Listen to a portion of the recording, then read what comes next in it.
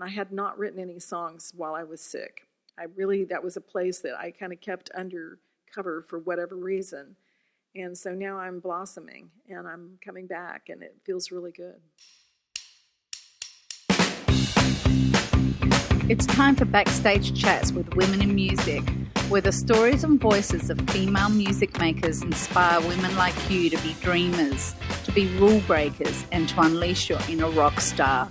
Podcasting from Austin, Texas, the live music capital of the world, here's your host, Thea Wood.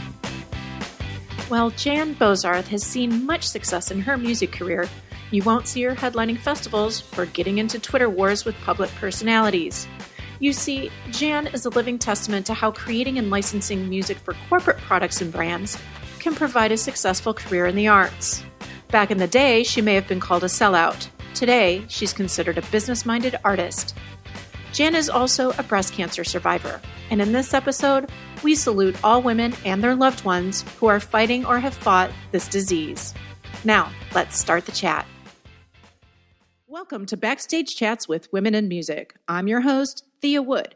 Today, we're taking a look at songwriter, producer, author, who literally lives in the house that Barbie built. She's a prime example of how music makers do not have to book sold-out arena tours or land a top 40 Billboard album to be successful in the music business.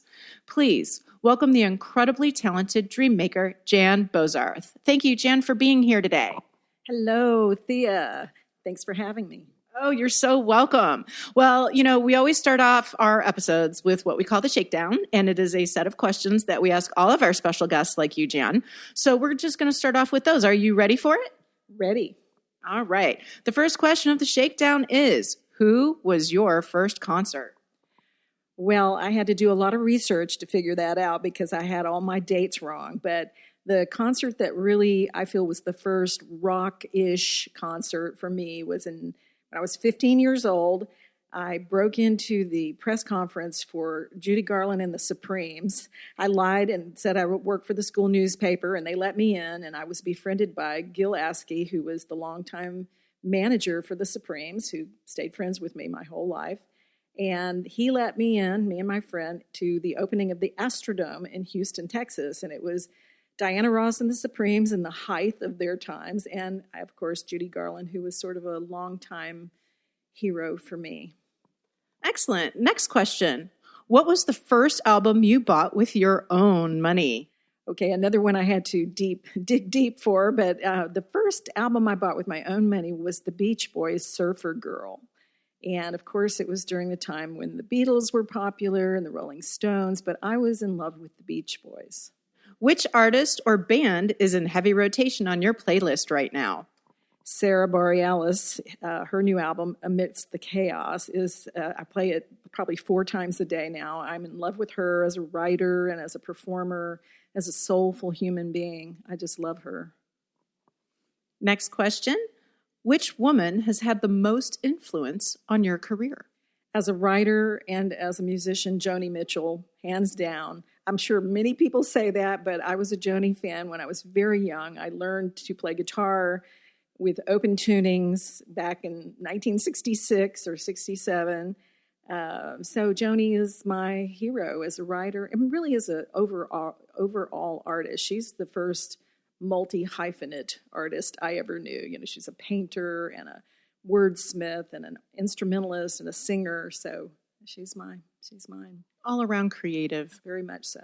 If you could have dinner with any woman, dead or alive, who would it be?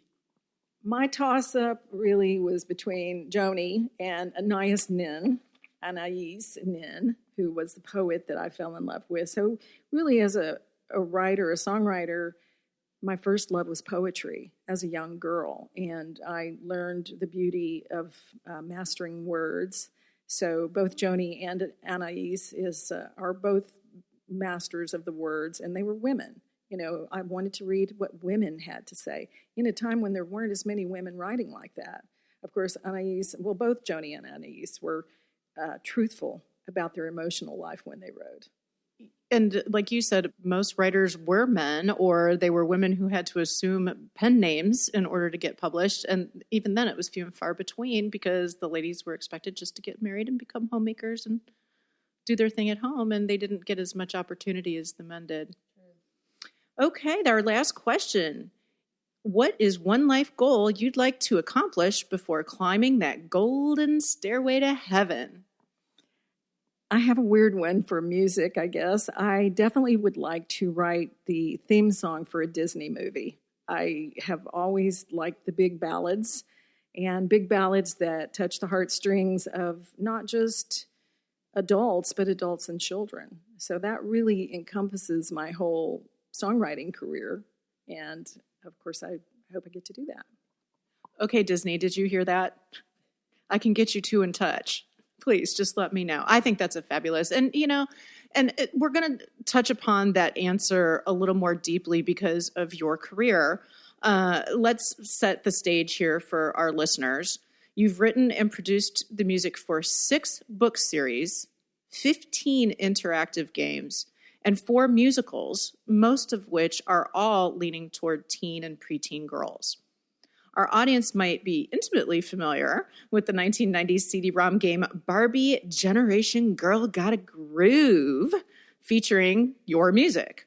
So the question I have for you today is, how did you come by writing music for Mattel? I got a job in 1998 being the music director for a new girls gaming company. It was called Girl Games. It was one of the very first companies to ever make girls games. And initially I was hired to be the music director, but within about 6 months I became the head of creative for the whole company. And one of our business partners was Mattel. We did a deal with them early on. They made an investment in the company. And not only did we create original content for girls, but we also did their major brands, which included Barbie. But I didn't really do a lot of Barbie at first. I did music for Clueless, the movie, and for Sabrina the Teenage Witch, which was a big television show for kids at that point, for girls.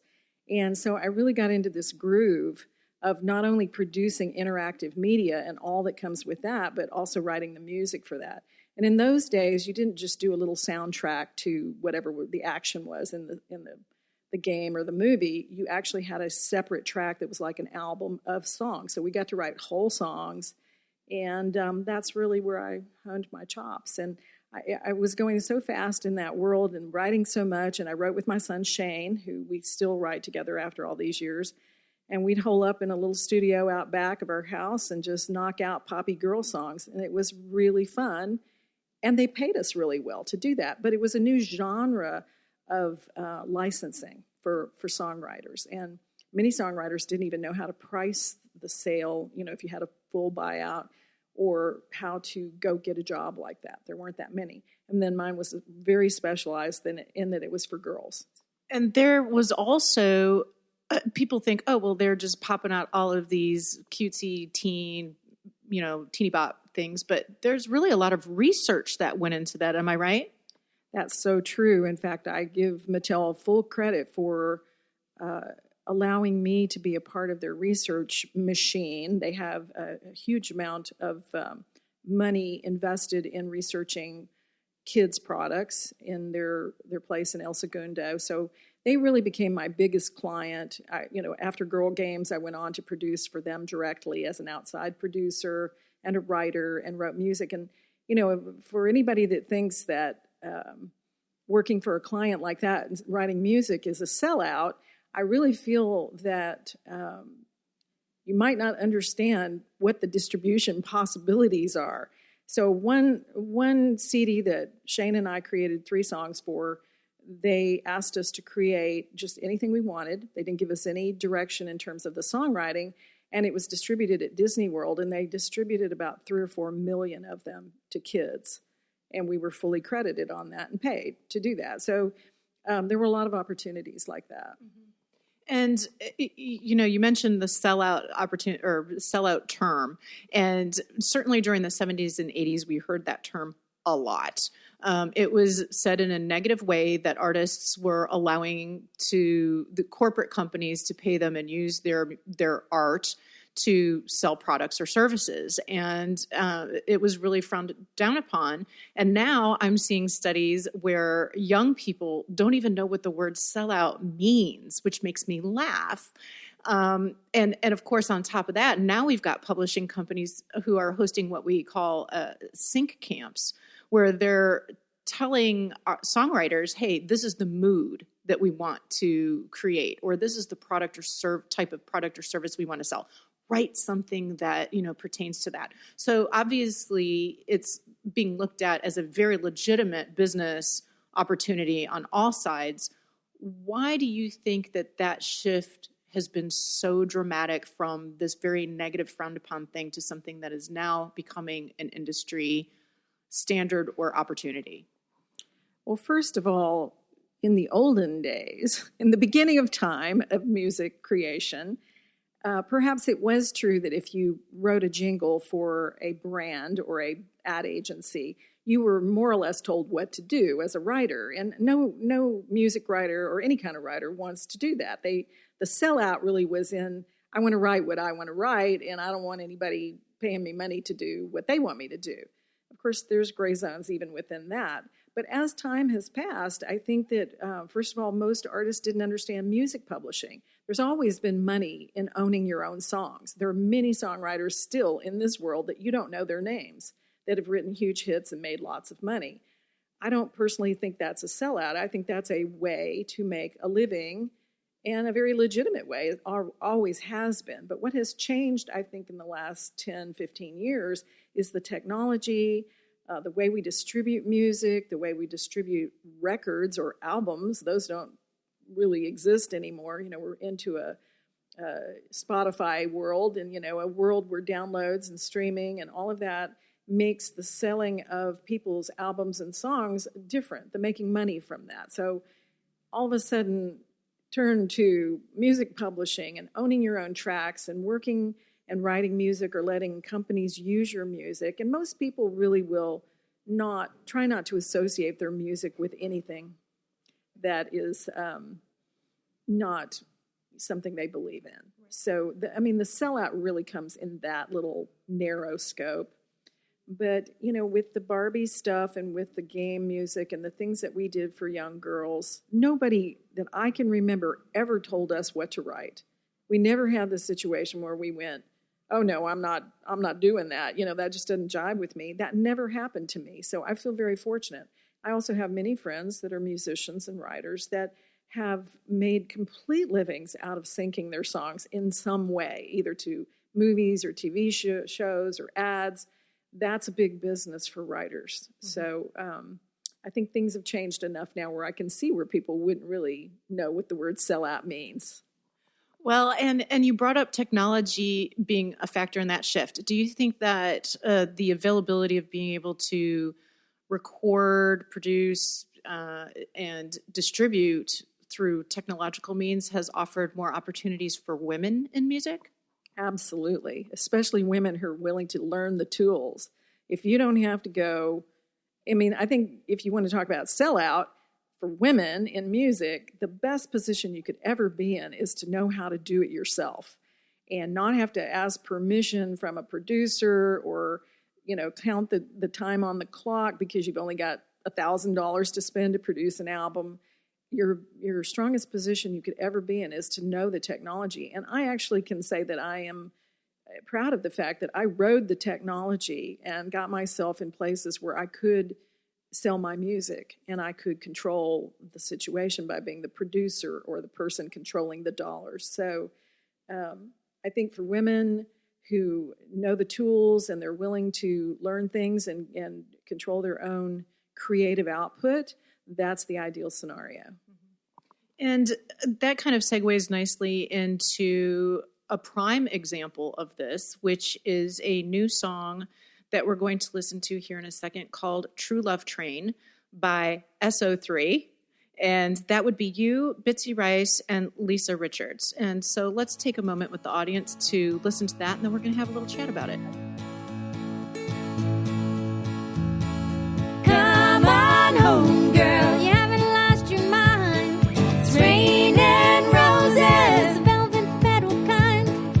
Come on back now, we won't speak his name. Shine you up, get you a ticket on the True Love Train. That fateful day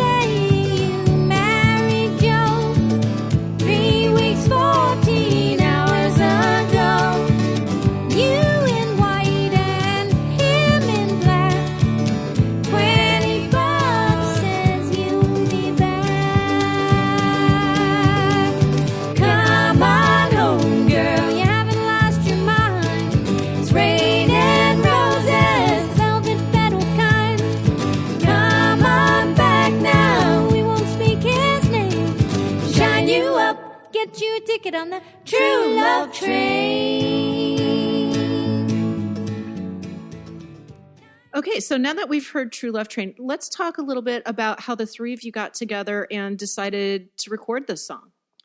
Okay, so first let me say that song is such an anomaly stylistically from everything else I was writing, and for Lisa and Bitsy as well. Bitsy used to be in the music publishing business. We met. She's also an incredible instrumentalist and a writer herself. And Lisa Richards is Australian. She's gone back to Australia now, but she was living in Austin. And we decided that these three girls would get together and try to songwrite together and see what happened. And we were completely different styles. All of us had different skill sets. But one of the things that we decided to do early on, which speaks to what we were talking about earlier, is that we wanted to do everything. We wanted to play all the instruments, write the songs, record the songs. We learned Pro Tools. I mean, there was a learning curve. We had a studio at Bitsy's house, and we learned Pro Tools, and we produced everything. And we wrote everything, and we played everything and sang everything. So we were this little machine. SO3 stands for Symphony of Three. Yeah, so we were such a little tight group, and we would often just throw down ideas, and then the three of us would work on them live together. And then True Love Train actually started with a song I had written the lyrics to. I hadn't written a tune or anything, and I brought that to the group, and it was called Raining Roses.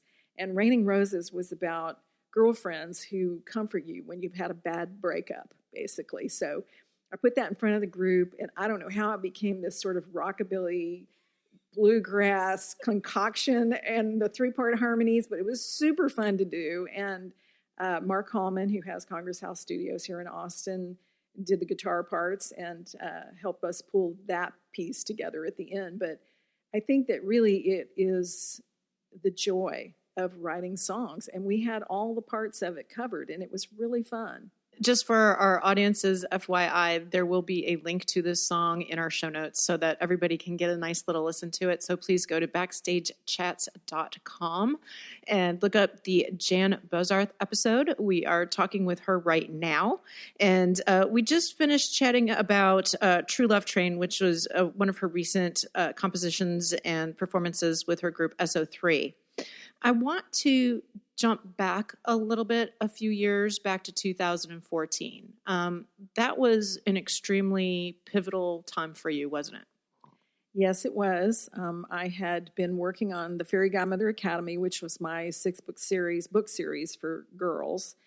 I had a publishing deal. I had 6 books out, and I had moved out to Los Angeles to do some deal making for various things for that. And I came back for Christmas and found out I had stage 3 breast cancer. And so I never went back to LA. I stayed in Austin, and I basically had to shut down all operations and do my treatments. I did about 2 years of treatment in Austin, and then I went to the Mayo Clinic for a while too. I did not do well in the treatment stage. I was allergic to everything and had a lot of side effects, but I am now in remission, and I'm back, and I've been writing again. And so it really was, it was a hard time, of course, and it was hard to shut down the machine for a while, but there were so many good things that have come of it. Of course, I live to tell, right? So that's Absolutely. The best thing that came of it, but also slowing down and becoming contemplative and deciding what is the essence of my life, which, of course, in my case is always my family. My kids took care of me, has been very valuable for me. And how did all of this combined, because it's such a monumental experience for you and your family and everyone involved, how did this affect your approach to music or your creativity in general? Because you have such a broad list of things that you do outside of music as well. How did all of this affect that? Well, I can say that while I was very sick, it shut everything down. I didn't really do much out in the world, of course, but I kept a journal, which I've done my whole life. And I named the journal, which is also very common for me. It's called Girl on the Moon, because I was in a completely uncharted territory for myself. And so the little bits that started to come back energetically and spiritually the joy that started back in my life a couple of years into that experience began with writing. I was really compelled to decide what to write next and what part of my past creative experience I wanted to pull forward into the new times. Once I knew I was going to live, which was, a big one, I really got to craft what I was going to do next. I got to decide consciously. I had time to decide. I wasn't in some swirl of something I'd already created. So I started writing a new book series for older girls that is the follow-on series to the Fairy Godmother Academy. But I wanted to write for teens, and so it's young adult fiction. I've written 2 of the books of a new series now. I also started writing a nonfiction book that was based on a lot of the creative time I had over the last 20 years called Dreamaroo, and it's a process. I've never written a nonfiction book before, so this was just, a different side of my brain. But Dreamaroo now has kind of taken on a life of its own, and I will have a nonfiction book out for that. It's based on a lifetime of lucid dreaming and also working with people in the creative industry. I often would mentor people, and that starts with young people and going to adults that needed to find themselves. Mm-hmm. And I kept notes. I learned how to assess what makes people go for their dreams and what helps them do that. And so I've written a book about that, and hopefully that will be a whole new thing for me. So really the time of being sick, of course, now that I'm out of it, I can say this, but it was a very fruitful time for me. I got really clear on what I wanted in the world and what I didn't want in the world and what I was willing to do going forward. And also I'm, now at a time of my life age-wise that I have to be very specific about what I give my time and energy to. So really it's a happy time for me. And I spent the last 2.5 years as I got stronger writing, and I'm now getting ready to do The Harvest. Tell us about The Harvest. Well, The Harvest will be 3 books and a whole new series of creative products that come from those writings. And if you look around in my room now where we're doing this interview, you see all my instruments out. When I moved to this house, I realized that while I was sick, I had my guitar in the case under my bed, which is no bueno. I took all the instruments out. I have them out where I can grab them at a moment's notice when I get inspired. So I'm starting to write music again. I had not written any songs while I was sick. That was a place that I kind of kept under cover for whatever reason. And so now I'm blossoming and I'm coming back, and it feels really good. Well, first of all, we're so glad that you're here with us today. After that experience, I cannot imagine how impactful that was for you and difficult. And I'm thrilled to hear that you're writing music again, and of course, books, the shift to books that has happened along the way here. And also, you speak a lot about dreaming. And I think that maybe when you're confronting your mortality and trying to understand what's next or what could happen next, there are so many things in life that beat the dreams out of us. Really, whether it's a health problem or work or responsibilities or money woes or whatever it is. Thank you so much for having a focus on dreams, because that's what gives us hope for moving forward. Absolutely. When I was a kid in those days, people would say, "Oh, you're such a dreamer." Like it's a bad thing. It's a negative thing. And the world really doesn't value, up to now, the world has not valued the process of dreaming. And I divide dreaming into the night dream, the lucid dreaming, and the daydreams, which are active imagination.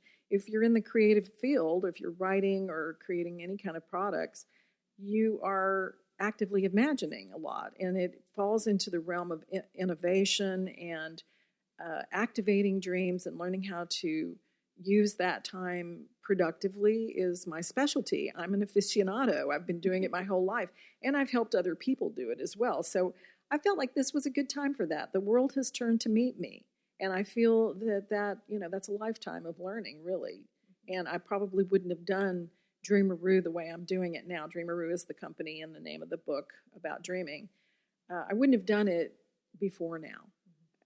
Professionally, I was doing it under the everything else I was doing. It was kind of like my own personal study. And now the world, I think, is ready for that. When you talk about all this experience, how each thing has led up to where you are now, what advice would you give women of any age who are interested in pursuing music, looking at it from either a sync or branded / commercial endeavor versus necessarily trying to be a rock star out there on tour and doing all of that, two very different approaches to the music world. What advice would you give those women who are looking at getting their foot in the door and becoming successful at such an approach to music? First of all, I would say creatively break down the walls. Don't let somebody tell you that your sound or your way is not the right way. There are many ways, and you have to professionally believe that the potential for a career in music is a much broader, has broader possibilities than just being a singer-songwriter or a big rock star performer or, selling $1 million worth of songs or CDs. There's a huge world of possibility out there that involves music. And music now, there's many, many more people who are multi-hyphenates. They're artist, producer, writer, guitarist, singer. That's more acceptable now. So your universe just got bigger. And to be too narrowly focused is the death of any artist or human being, really. And so I would say, do what you love and what you feel you want to do. Research the world of possibilities. Don't take no for an answer. Absolutely. That's fantastic advice. I applaud and appreciate it. And also I want to let people who are listening know that there are samples of what Jan does on her website, and you can actually just click and listen to the embedded sounds of things that she has that are for sale or examples of things that have been for sale.